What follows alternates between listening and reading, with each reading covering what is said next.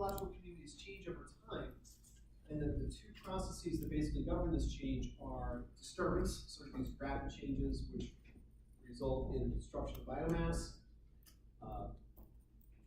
any type of major disruption that changes resource availability or alters the physical environment, so fires, floods, volcanic eruptions, tornadoes, tsunamis, mainly favor disturbance. These typically originate from outside the community, not intrinsic to the community. It makes sense. Whereas succession is sort of this more or less predictable process of change that takes place after that disturbance. So, for example, should another fire hit Yellowstone, we're going to predict within 3 years, we're going to see some grasses coming in, some herbaceous plants, a couple lodgepole pine, and then gradually those lodgepole pines will grow in a little bit taller. There's a little basket in this picture. So that process will basically play out more or less the same, given another type of disturbance.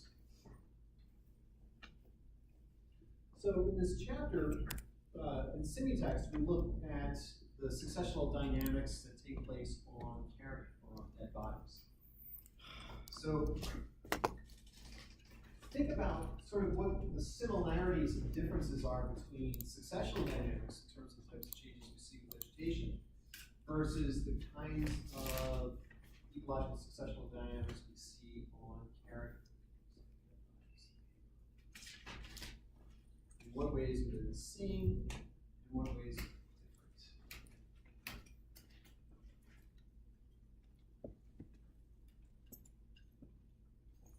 Discuss with each other. We should probably have one good idea already.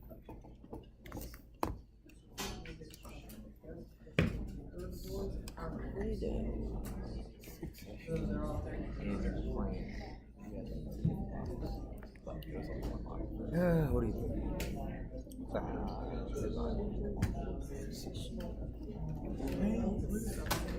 Succession dynamics in ecological communities and succession carry on. I have no idea. Yeah, what is that?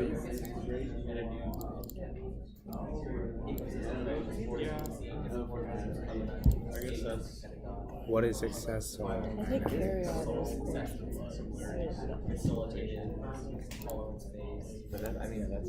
animal.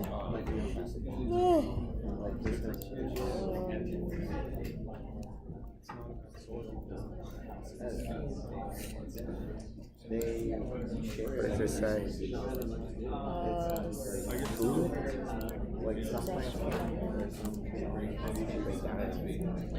It's not like human applies once you get there. Not dependent on disturbance, but periodically change arise from fluctuation in species interaction.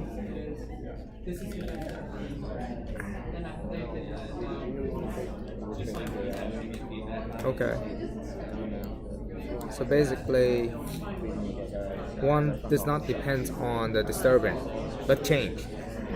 And the other one depends on disturbance, meaning it has to have successions.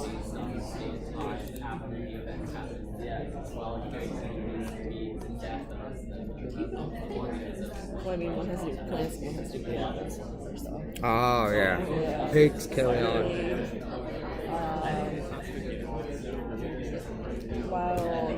So like successional dynamics for ecological communities, so after like a big event was to happen, the plants would like regrow and reform back, and then for the animals you're breaking them down to where they end up as bones. So like I guess that's how I think after the bone they can still decompose. It's just that we have a preservative that we do that preserve the bone. But before, I think if you bury a body in the backyard, it would decompose to the bone, and eventually nothing left. Eventually. Yeah, It'd eventually. be a really long time. Really? Yeah. I mean, I got special juice when we find on the wall. It'd be really. I don't think. Yeah. I think so. Because Bone does decompose, right? Like I think many years ago, when people bury just like in the battlefield, they just like, you know what, let's just bury him here, and they decompose all the flesh to the bone, and then after the bone, there's like nothing left. Whereas I think now, if you bury it in a coffin, it's still bone because of the certain preservative or something like that. Well, given enough time, So it takes a long time. yeah, it takes a long time. Okay. That bone can think about dinosaur bones. They're all fossilized. Yes. Yes. It would take an extreme Really long time. He's like, the bones would eventually like not be there, and I was like, what? I don't know. You know, our sun's going to go nova and burn the earth to a crisp, and those bones are probably going to get incinerated. God. I mean, So Sorry, my brain tends to be relatively unconstrained. that's okay. That's okay. I mean, whatever it takes to get rid of those bones. We'll get rid of those bones. It just might take a while. So the similarity is like the successional dynamic. Is that the with the plants and the succession with carrion? Is that with the animals or with like flesh or carrion? I wasn't sure what the succession on there was like. Remember with Yellowstone, Yeah. you know, initially you had like the grasses and the herbaceous plants, and then the shrubs and then the trees. Eventually there was sort of this order in which things came back. Oh yeah. Yeah. Oh my gosh. Okay. Oh my gosh. Okay. Can we do it again? It's like the order and how the body decomposes. Yeah. You start with certain things, and then it goes down to like the not so like. It goes down to the bones, right? The bones are always last. The bones are always last. They're never first. Yeah.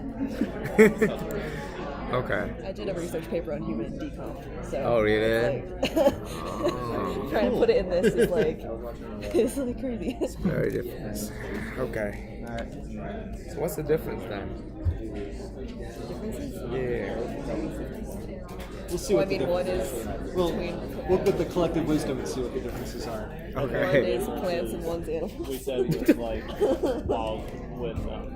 wildfires and whatnot, it's not the first species doesn't help the second species.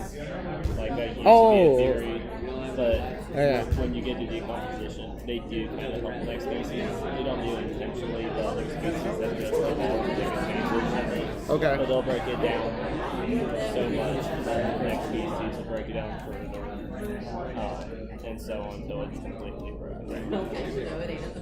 So the difference is one do not as much as the other one, but they both contribute after they decompose, Well, right? there's still like an order to it, but with decomposition, Okay. Let's see what they say.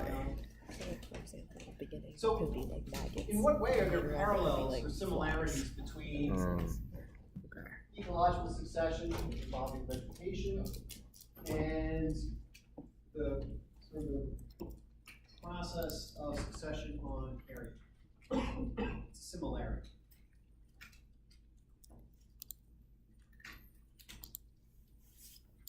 there is an order to it. Okay, there's an order to it. So you could take your pick, either the carrion or post Yellowstone fires. What's sort of the order in which we see things roughly? So after a fire, certain plants will come back first because either they can just migrate back earlier than other species, or they were more flame resistant to begin with. In the same way with carrion, you're going to have some species that can break down the larger molecules into smaller molecules, which will then allow for other decomposers to come. Okay, so there's almost two separate ideas there. And allow me to sort of say them back to you instead of for the rest of the class, because it's a really solid thought. So some of the similarities are sort of initially after a disturbance in vegetation, you have species that are able to basically migrate in, things that have able to disperse over very long distances. Think of those little seeds on dandelions that can blow over great distances. They're always going to be there, they're sort of everywhere in the soil at any given point in time, and when there's a fire, they're able to take advantage of those nice new conditions because they're adapted to basically widely dispersing and being prepared to take advantage of good situations for dandelions. That is, completely clear vegetation, the ability to grow really quickly, set your seed, and send them off, right? 3 weeks, that's all a dandelion needs. Likewise, with carrion, there are blowflies that are sort of all out there in the environment, sort of seeking out opportunities to find carrion. As soon as they find some, boom, they're on it. They're going. And they can complete their life cycle relatively quickly. There's some of these first colonizers that are coming in. Right, so that was one idea. The second idea is that just like in Yellowstone, you have sort of the herbaceous plants establishing first because they can establish and grow quickly. Plants like trees have to invest a lot of energy in building wood. There's a lot of lignin. They build that wood and they grow more slowly, but eventually overtop the herbaceous plants.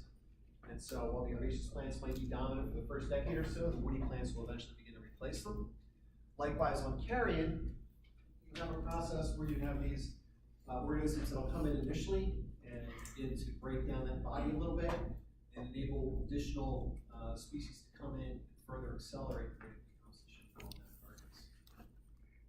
So those are sort of two ways in which ecological succession and decomposition of carcasses are similar. Now, in what ways are they different? Yes? The dead body has a much more limited range of resources for the ecosystem, in the sense of when you're looking at Yellowstone and a fire burns through, really the environment's going to be set stable until the next disturbance event. While in the terms of a dead body, there is a set limit of the nutrients within the ecosystem the dead body has an ecosystem. Okay, so in thinking about the dead, it's definitely sort of a nice contrast. So within Yellowstone, you've got this constant cycle of disturbance and succession. With a carcass, with a dead organism, it's sort of a one-time event. That resource is there, and then once that resource is used up, it's gone. So that is one key difference. Yes, yeah. In the succession events of the Yellowstone fires, you try to agree with the community, but in the decomposition of the human body, you're decomposing the community that exists on the body. Okay, so there's sort of a rebuilding of an ecological community, or at least moving through a series of stages in the vegetation, whereas with the body, it's just being used up, it's being decomposed. Now remember, one of the rules of ecology, which never ends up in print, please will look at your life. Every act of destruction is also an act of creation, so that dead body is being converted back into the process. Yes? The ecological succession in ecological communities usually focuses on the plants. I'm not saying like you only look at plants, but you most look at plants. Whereas succession on carrion, there is no plants to be talked about usually. There's no plants to be talked about. Sort of by definition, if we're looking at dead bodies and sort of assuming animals, yes. Yeah. You're right. I will say that you can look at a decomposition process on a dead log. And there's also sort of an orderly process of you've got initially the fungi come in and begin to break it down, and then you've got some mosses. But in Semi-Texas, we didn't do that. But looking at, what species are coming in to actually like reestablish the ecological communities, you mostly focus on plants. Whereas when you're looking at succession on carrion or anything that's dead, Any animal that's dead. Right? Yeah. Really anything that's dead, but species that come in to break that down, by definition, or not by definition, but like probably won't be plants. Mosses will typically be involved in decomposition on logs, but I'll let it go. Yes. 99% correct. I can live with that. Full credit on your exam. I can live with that. All right. Even though I write like not exactly, but.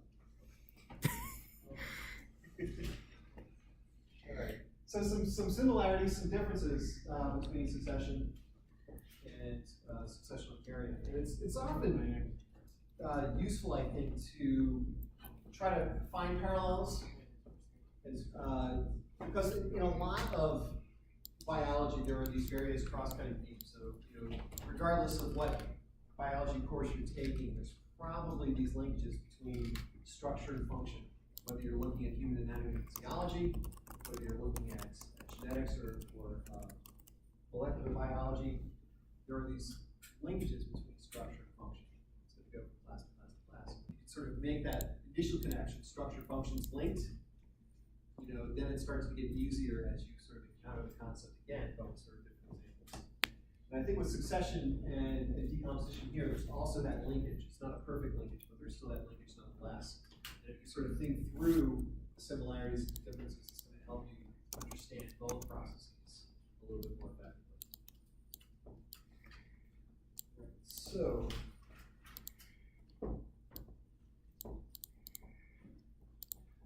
just sort of wrap up today, looking at this orderly process, just sort of in review. Just like we can think of succession as having an early successional stage, mid-succession, and late succession, we can think of carrying as having sort of these 5 separate stages. We have a fresh stage, a bloated stage, active decay, advanced decay, and then sort of this dry stage, bones stage.